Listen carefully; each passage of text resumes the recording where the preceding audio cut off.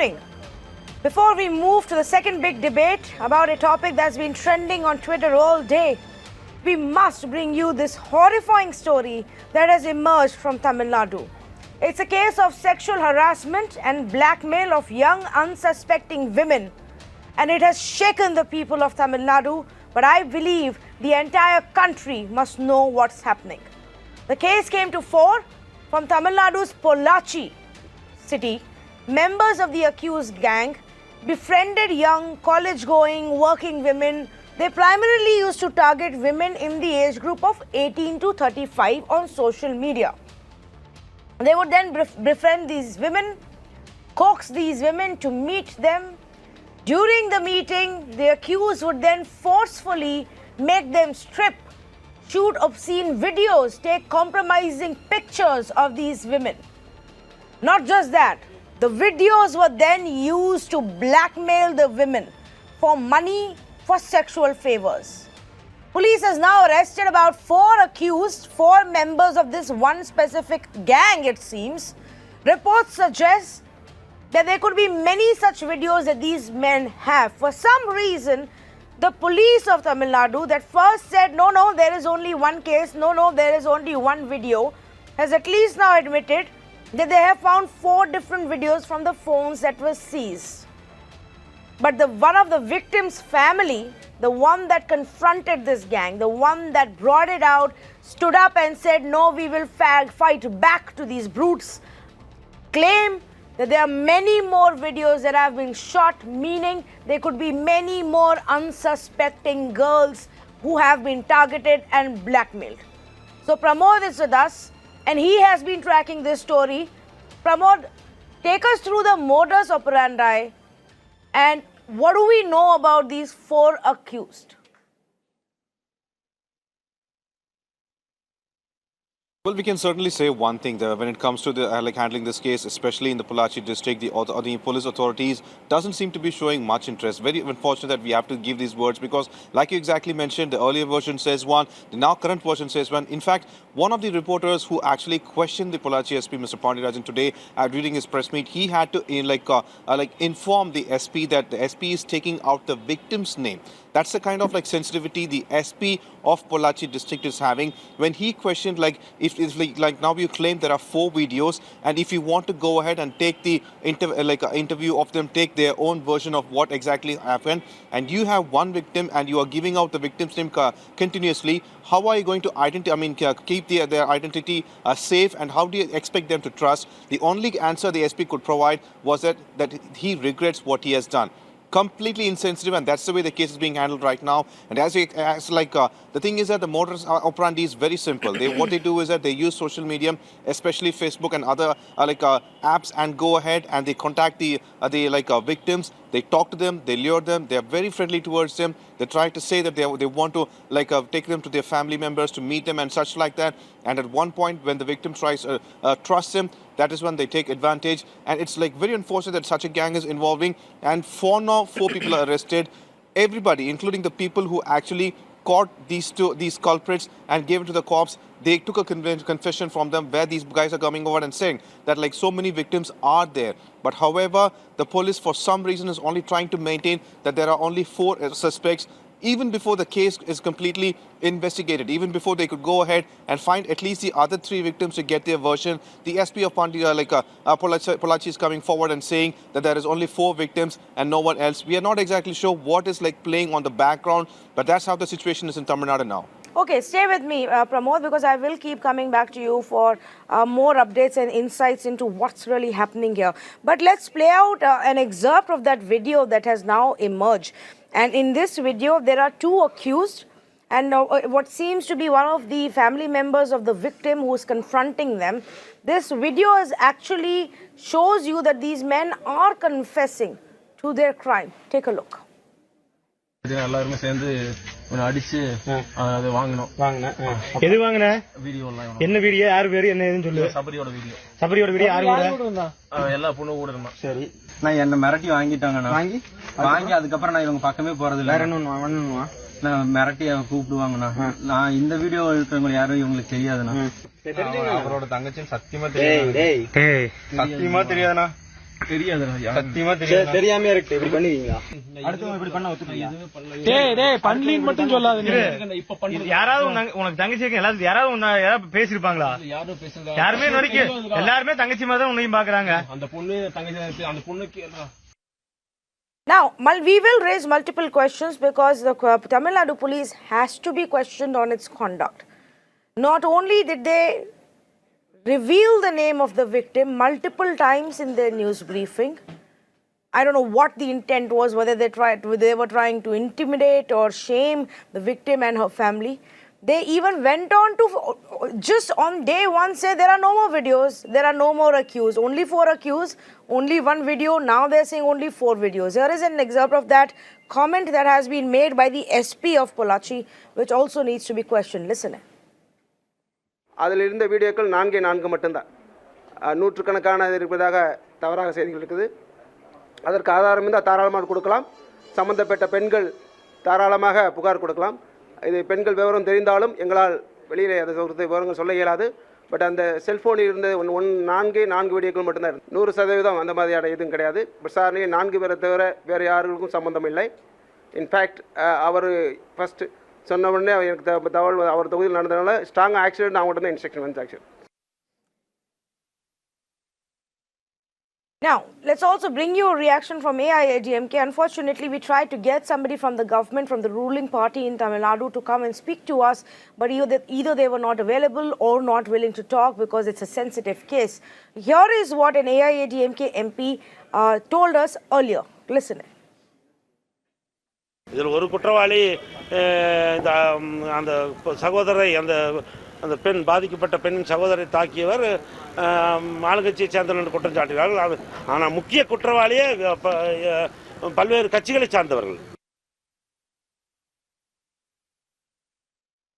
Okay, now I have also got Dr. Thiagarajan, MLA from Madurai Central and head of the DMK IT wing, who is joining us right now.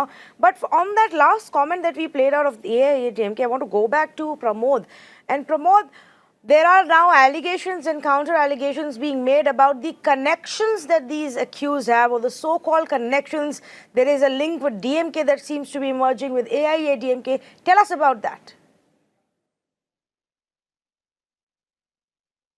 It surely is, because the first number one accused in this case is Tirunavakaras, and the second accused is Sabri-Rajan. And what occurred is that on 24th, the three members are arrested. Tirunavakaras absconds, but apparently from then on, like for the next 2 days, he starts releasing audios and videos. In the particular audio statement, he claims that he is being falsely implicated, and not just that, he said that like there are a lot of other people involved, everyone with political backgrounds. And then later he surrenders, but the cops say that they arrest him. Then what happens is that Tirunavakaras also keeps a plea in front of DMK leader M.K. Stalin, stating that he needs his support. However, on the ground, the situation turned entirely different, because one person called Nagraj, he has been removed from the party today by EPS and OPS.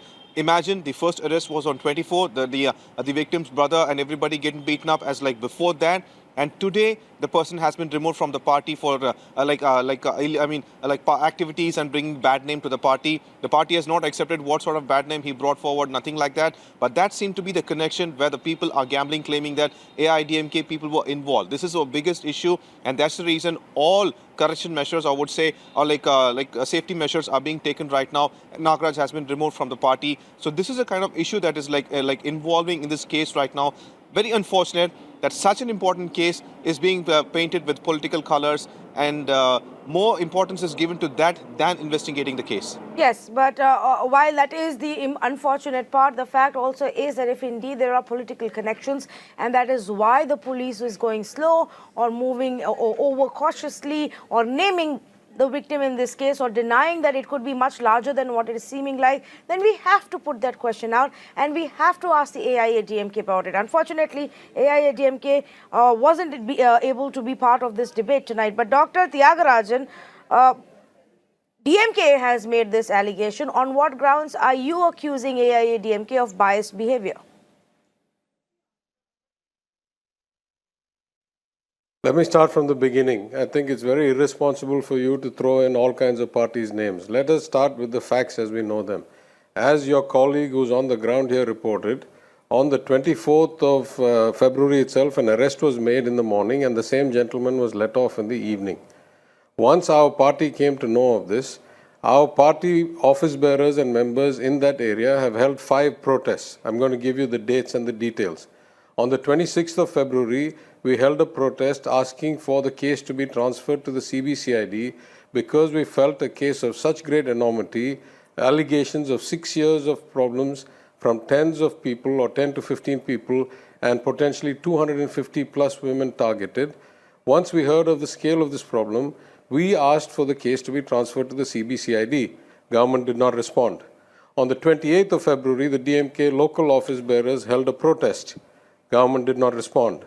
On the 2nd of March, a road roko was held to try and get the government to actually act, at which they arrested our party office bearers who held the road roko. On the 4th of March, we had again an all-party protest. Again, the police did not react. On the 5th of March, we have held a black cloth across the mouth saying that the law is being gagged. Who is behind this? Now, anybody who knows anything about democracy will say the odds are that if this had anything to do with the opposition party, the government would have been all too fast and quick to do anything about it. Any logic suggests that if after so many protests, no action has been taken, clearly the implications are that it has something to do with the ruling party. Yes. And as of today, we don't need to imply anymore because Correct. Mr. OPS and Mr. EPS have actually removed somebody from the party who was involved in the case. Correct. Yes, so one Mr. Nagaraj has now been removed from the party now almost 15 days after the incident first came to light and outrage and protests began. My question to you also, Dr. Thiagarajan, is you claim that or reports suggest that there may be up to 250 victims or women who may have been targeted. For some reason right now also the police is only saying they have found 4 videos. Where do you think the disconnect lies? Because there are a huge amount of reports with different numbers that are doing the rounds. Why is it that the police is not accepting that? Well, you'll have to draw your own inferences about why it is that the police would not do his job. I actually found the video of the SP in Pollachi, appalling. How does a police officer, serving police officer, not only does he blame the victim, he has the gall to say, if there are more victims, let them come forward. The whole point of a blackmail extortion ring is to threaten people that your name will be released. The police's job is to put pressure on the criminals, to identify them, to locate the content, and to prosecute them. Not to sit blasé in some office and give a TV statement that says, if there are more victims, you come forward. As of now, I can only see 4 people. He's either incompetent or he's completely shackled by some senior officer above him. It is appalling to me that the Tamil Nadu police has an IPS officer of that limited capability and vision. Okay, I in fact now have Kovai Satyam of the AIADMK on the phone line with us. Mr. Kovai, thank you for speaking to us. We have a lot of questions for AIADMK and the government right now. It doesn't look like the police is doing a very efficient job. Out of this case, they have ended up naming the victim in their news briefing. They insist that there is only, first they insisted there was only 1 case. Now they're saying maybe there are 4 videos, but there are no more than 4 accused. Why does it seem like the Tamil Nadu police is trying to suppress the reality and the gravity and the scale of this racket? No, I am still surprised at your statement. The Tamil Nadu police have not done anything, which means that is it your personal statement? Is it your observation? What is that? The Tamil Nadu police has revealed the name of the victim in its news briefing. 3 times the SP has said the name. They insisted that there was only 1 case and only 1 video. They then changed their tracks to say, no, there are 4 videos, even though there are reports that suggest that there may have been over 200 women who may have been targeted, even though the victim family member claims that they found more than 4 videos on the phones of the accused. So I am asking you, is there merit to the allegation that the Tamil Nadu police is going slow in this investigation? Right, so let me clarify this point. There are speculations saying that the aggrieved women count could be around 200, 300 or 400. The nexus is a bit larger than what it has been envisaged initially. So I think the superintendent of police has given a clear statement. He gave a press release in the evening. I hope you would have noticed that. And he indeed had said if any aggrieved party who wants to come forward and give a complaint, we will register a complaint against him. And the scope of the investigation will be still enlarged. And there are some couple of suicide cases which has been reported last year. And if there is an insistence that whether the suicide pertains to because of the wrongdoings of his accused, then that angle also shall be investigated upon. So the police, from their part, has kept the investigation open on all the parameters, and they don't want to leave any stone unturned. Can you tell us why AIADMK member Mr. Nagaraj has been suspended? So that is anti-party activities, Nagaraj. That's something to do with the party. It has nothing to do with this case. I have a DMK representative sitting on this show who says that proves that AIADMK. Ask the DMK representative what their functionary Tendal, I don't know his full name, Tendal Subramani, his son and the prime accused are close friends. And he is the person who was trying to blow up this slate, saying that this is a big scam, the ruling party has got a hand in it.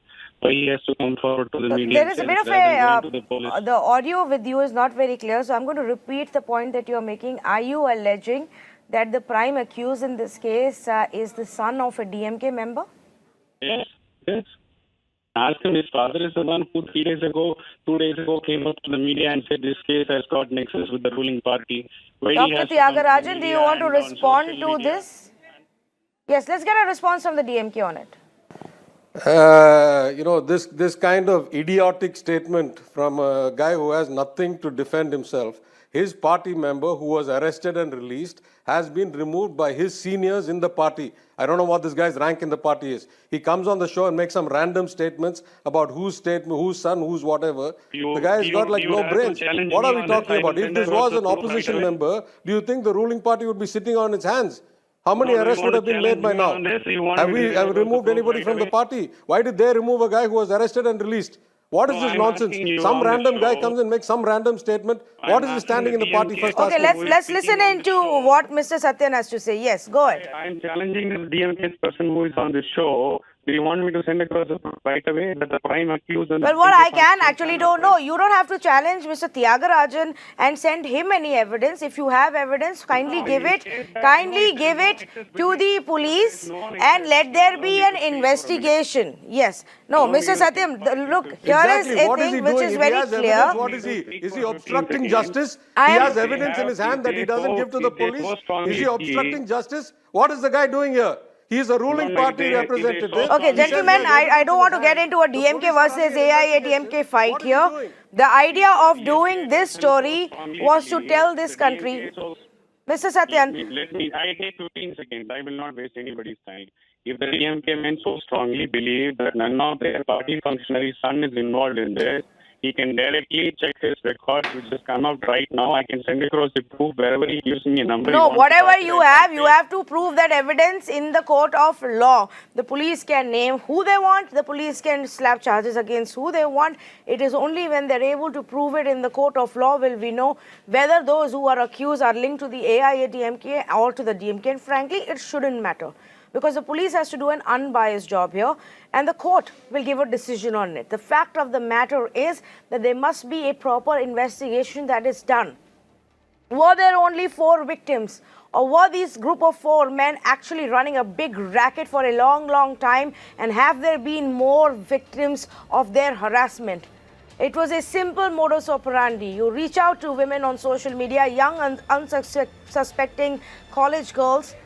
You meet them, you take them to a place. Those videos are horrifying. We can't even play them out on TV, national media, but they are horrifying. The way these women are being forced to strip down, and their pleas and their requests for the other person to stop are not being factored in. There is a man in one of these videos who's hiding and taking the video of these 2 people, and he's shooting this woman. And then they had the audacity to go back and threaten and blackmail the same women for money and for sexual favors. Can you imagine that? We have to create a scenario today, an environment today. The government has to focus on having a friendly, conducive environment so that more women are able to come out and speak up if they have been targeted in the same way. Rather than making it about AIADMK versus DMK, rather than making it about who is politically connected and how are they involved, and rather than naming the victims in this case. We will continue to track this case and bring you more updates until justice is done in the Pollachi sexual harassment case.